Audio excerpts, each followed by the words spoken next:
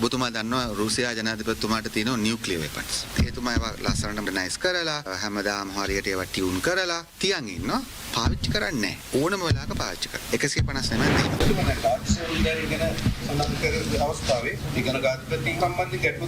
විගණකාධිපති ප්‍රශ්නේ තිබුණේ ව්‍යවස්ථා සභාව පොළොදාකාරයකින් සහ දේශපාලන ආකාරයකින් දිගටම විධායක ජනාධිපතිතුමා නාම යෝජනා 4ක් වෙලා තිබියදී ඒක ප්‍රතික්ෂේප කළා. හෙට දිනේ ජනාධිපතිතුමා ව්‍යවස්ථා සභාවට අලුත් විගණකාධිපතිවරයාගේ යෝජනාව එවලා තිබෙනවා. නැත්නම් එවන්න අද දිනේදී කටයුතු කරાવી. අපි හිතනවා හෙට දිනේ ව්‍යවස්ථා සභාව ඒ නාම යෝජනා සලකලා බලලා තීරණයක් ගනී.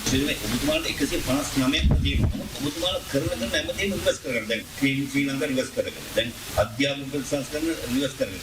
ඒක විපක්ෂයේ කියනවා මේ ආන්තිම මැච්චෙන්වල උද්දච්චයි. අපි කියන දේ ආන්නේ නැහැ. නෑ අපි අහනවා ජනතාව කියන දේනේ. විපක්ෂයත් හොඳ දේවල් කියනවා පිළිගන්න. නෑ රිවර්ස් කළා නෑ. රිවර්ස් කරේ ඔන්න කොටස විතර. ශ්‍රී ලංකා රිවර්ස් වෙලා නෑ. ඔබතුමා දන්නවා රුසියා ජනාධිපතිතුමාට තියෙන නියුක්ලියර් වෙපන්ස්. එතුමා ඒවා ලස්සනට නයිස් කරලා හැමදාම හරියට ඒවා ටියුන් කරලා තියන් ඉන්නවා.